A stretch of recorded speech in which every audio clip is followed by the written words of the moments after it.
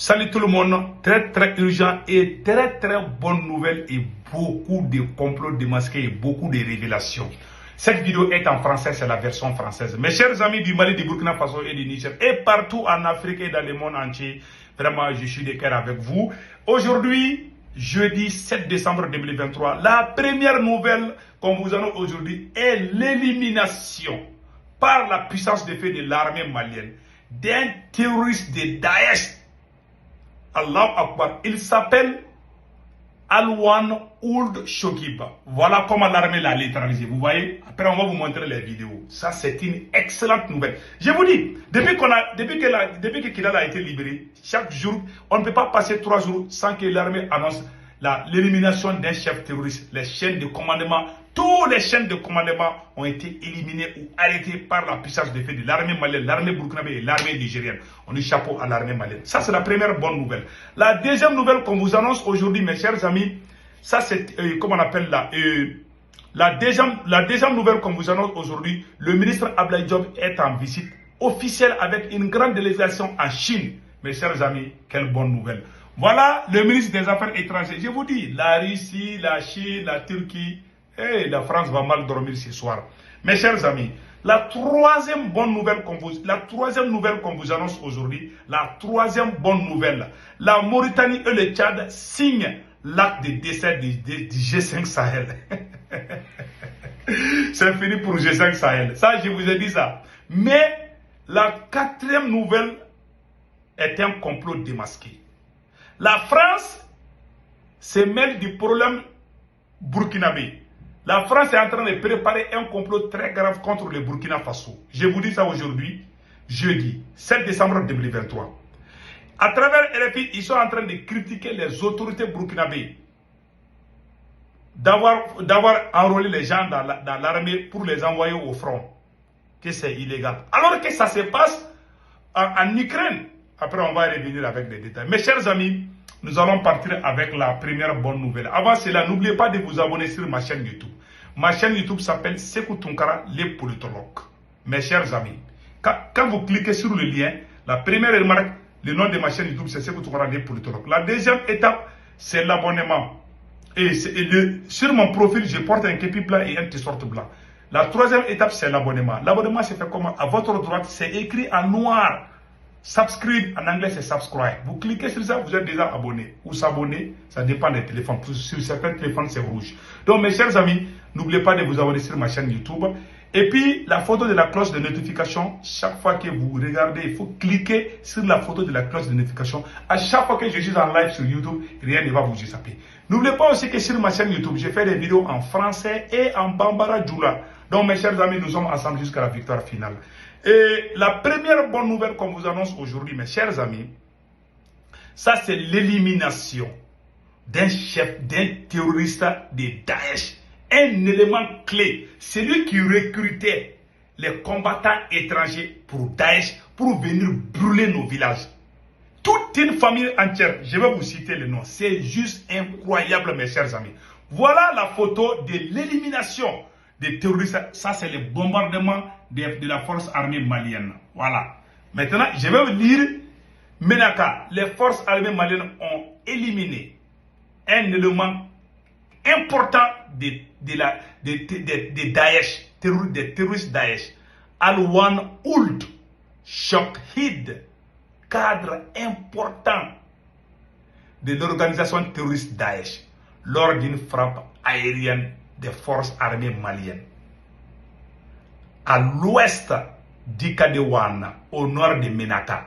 Il est le frère aîné d'une fratrie dont Issouf Ould Shokib, alias Aboul Bara, Kardi El, Abdul Wahad Ould Shokib, principal relais avec les populations sous domination de Daesh, ainsi que Dadi Ould Shakib, alias Abou Dardar, cette fratrie de terroristes originaire de la localité d'Inaraban, au sud-ouest de Menaka, est le point focal par lequel tous les terroristes étrangers, ils sont là, ils sont à la tête pesante de cette organisation mafieuse et sont à cet effet les planificateurs de toutes les attaques contre les militaires maliens, burkinabés et nigériens, et y compris les populations civiles.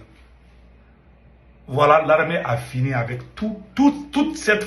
C'est-à-dire que c'est une famille entière, des frères, des grands frères, des petits frères. Vous voyez comment j'ai cité les noms? C'est un clan qui était là à exterminer la population malienne. Et puis des Maliens aussi. Quelle honte. Que Dieu sauve les Sahel. Vous voyez? Depuis qu'on a libéré Kidal, les masques tombent petit à petit. Les masques tombent petit à petit. Bientôt, vous allez entendre des surprises. Je préfère me taire d'abord. Donc voilà ce qui vient de se passer. Donc l'armée a fait un travail remarquable. Vous voyez? Un travail très propre. Vraiment, on dit bravo à l'armée malienne. La deuxième nouvelle qu'on vous parle aujourd'hui, le général El Hadj Gamou, vraiment, vient d'arriver à Kidal. Il a commencé le nouveau gouverneur de Kidal, un Touareg. Puisque la France ne cesse de dire que nous sommes contre les Touaregs, c'est un Touareg malien, patriote, un général de l'armée malienne, un Touareg et patriote. Le héros général El Hadj Gamou vient d'arriver. Je vais vous montrer tout de suite. De la région de Kidal a prêté serment ce mercredi au tribunal de grande instance de Kidal, transporté dans la région de Gao. Face au président du tribunal de grande instance de Kidal, Abdoulaye Mangara, le général de division El Hadj Gamou s'est engagé à faire respecter les décisions gouvernementales dans la 8e région administrative du Mali. À l'entame de cette cérémonie de prestation de serment, une minute de silence a été observée en hommage à toutes les victimes civiles et militaires tombées pour la patrie. Voilà. En escale à Gao pour la prestation de serment. Il a été bien, le général a été très bien accueilli à Gao. Je vais vous montrer cette image tout de suite. Le général El Hadj Gamou, avant d'aller à Kidal, c'est pour vous montrer qu'il n'y a pas de racisme au Mali. Il n'y a pas de racisme. Et regardez comment un général Touareg qui est nommé gouverneur, et regardez comment la population de Gao l'accueille. Vous voyez? Vous voyez? Vous voyez? Ça c'est les cris. Ça c'est le général Gamou comme ça. Voilà, El Hadj Gamou. Le voilà ici. Tellement il est aimé. Quand il va, la France 24 RFI, les Maliens sont contre le Touareg. Voilà un Touareg qui est accueilli par tout le monde. Tout le monde l'aime. Il est le militaire, il est l'un des militaires les plus puissants du Mali, les plus aimés. Un patriote convaincu. Il n'a jamais trahi le Mali. Quand tu es bien, les gens t'aiment, on s'en fout. Si tu es au rouge ou jaune ou noir ou blanc. Si tu es bien, on t'aime. Tu n'es pas bien, tu n'es pas bien. C'est tout. Ce n'est pas une question de couleur, de peau. Voilà un Touareg qui est aimé par tous les Maliens parce que c'est un soldat. On ne le voit pas comme quelqu'un, on le voit comme un Malien. Donc vraiment, on est très... La France voulait nous diviser. La France a échoué. Maintenant, aujourd'hui, tous les Maliens se donnent la main pour travailler ensemble. Il n'y a plus ces blablabla, ces conneries, ces mercenaires qui travaillent au compte de la France, les vauriens, les ânes de la SEMA là, viennent de fuir. Ils ne représentent même pas leur queue. C'est des voyous armés là. Ils viennent de prendre la fuite. Maintenant, tout le monde peut bien dormir. Je vous dis, ces gens-là ont tellement fatigué la population. Vous dites que vous êtes azawadiens. Et le même peuple souffre, vous les imposez les impôts. Celui qui a hôtel, s'il ne paie pas son hôtel là, vous allez l'attaquer. Des bandits, des mercenaires au compte de la France pour faire souffrir la population du Nord. Les vrais ennemis des Touaregs, ce sont ces voyous de la SEMA, des criminels. On ne va pas vous laisser. Il y aura un mandat d'arrêt contre vous.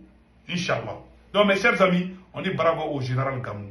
La troisième bonne nouvelle, comme on vous a dit, le ministre des Affaires étrangères Abdoulaye Dione est arrivé en Chine pour une visite de 6 jours, du 6 au 10, une visite de 5 jours, avec une grande délégation.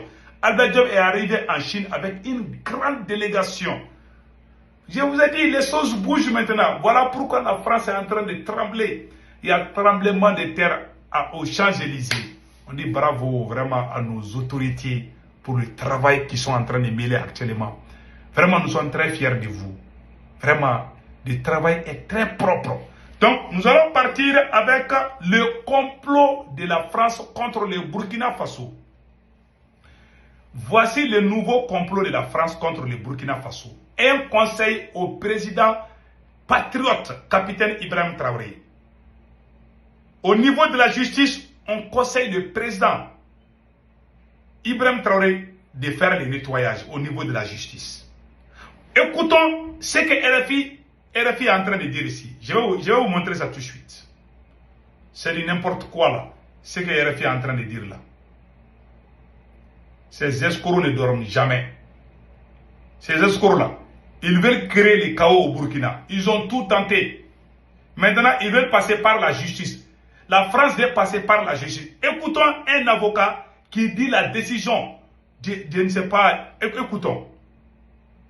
Ce matin, la présidente du tribunal administratif de Ouagadougou a jugé que les ordres de réquisition étaient manifestement illégaux, a ordonné leur suspension. Le tribunal a ensuite enjoint au commandant du commandement des opérations du théâtre national de s'abstenir immédiatement de mettre à exécution les dits ordres de réquisition. Comment le président chef suprême de l'armée peut prendre une décision? Un pays en guerre. Voilà, on attend qu'il y a, je ne sais pas, au niveau de la justice, il y a la contradiction. C'est ce que le président est en train de dire. Ça, c'est une façon de saboter. Ce n'est même pas joli. Je ne sais pas si c'est vrai. En tout cas, si c'est comme ça que ça s'est passé là. En tout cas, moi, je conseille le président, patriote, capitaine, de faire le nettoyage au niveau de la justice. Je vous jure, en Ukraine, Zelensky est en train de forcer les jeunes Ukrainiens de s'enrôler dans l'armée. La France ne parle jamais de cela. Les documents, allez-y sur YouTube, allez-y sur Facebook, tapez seulement enrôlement forcé de l'armée ukrainienne. Vous allez voir des centaines de documents, des centaines de vidéos où les jeunes Ukrainiens se cachent sous les voitures pour échapper. Ils sont forcés à prendre les armes contre la Russie. On ne parle pas de ça. On les appelle des patriotes. Quand chez nous là, parce que vous savez, il y a un système judiciaire chez nous en Afrique. Moi j'ai tout le temps dit au président malien, au président burkinabé, il faut nettoyer ce système judiciaire. Sinon ça va, c'est pas bon pour la révolution. La façon, le système judiciaire qui est en Afrique de l'Ouest, au Mali, au Burkina, au Niger, en Côte d'Ivoire, au Sénégal, c'est la même chose, c'est le système français. Ouais, maintenant la France est contente parce que il y a, au niveau de la justice, il y a eu la contradiction.